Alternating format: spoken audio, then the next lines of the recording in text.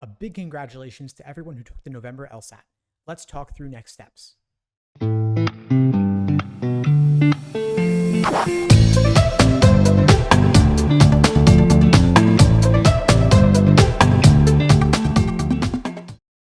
Hey, what's up everybody? Steve Schwartz here from LSAT Unplugged, joining you today to talk through next steps after the November LSAT.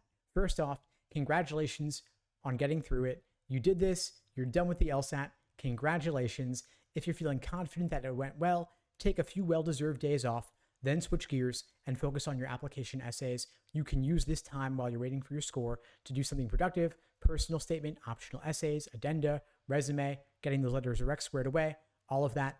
However, if you're not so sure the November LSAT went your way, if you're considering a retake, you may want to use this time to keep working on the LSAT, just in case you do need to retake the LSAT in a couple months. You have the January LSAT roughly 2 months away. Of course, there is no December LSAT this year, so if someone claims they got a 180 on it, you know they're lying. But in all seriousness, you can use this 2 months productively, especially if you have some downtime from work or school over the holidays. You've got Thanksgiving, Christmas, and New Year's, all of them between the November test and the January test. So you really can use those 2 months productively to focus on your retake prep, be done with the LSAT in January once and for all. And of course, the January LSAT is not too late. You can still take the January test and apply this cycle. You could even take it in February and still apply this cycle, although it's a little bit on the later side. I do January if you can, all else being equal.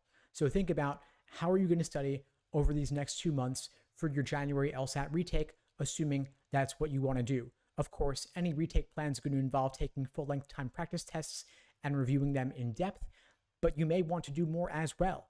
You may want to focus on drilling questions by type, shoring up your foundations, working on your weak areas, maybe doing some individual timed sections alongside your full-length tests to work on your pacing. Of course, it's going to vary from person to person, but those are some ways you could think about how are you going to make the most of your retake prep. Of course, if there's a resource you haven't used or taken advantage of that you think might be helpful to you, either a course, some live coaching, small group coaching, one-on-one, videos, a book, whatever you think it is, consider taking advantage of it if you haven't done so thus far. If you've been relying solely on free and cheap resources, you may want to supplement it with something a bit more premium, a bit more focused exclusively on the LSAT to give you that extra boost. Of course, at LSAT Unplugged, we have a wide variety of ways we can help you out. We can also help you out with your application essays as well.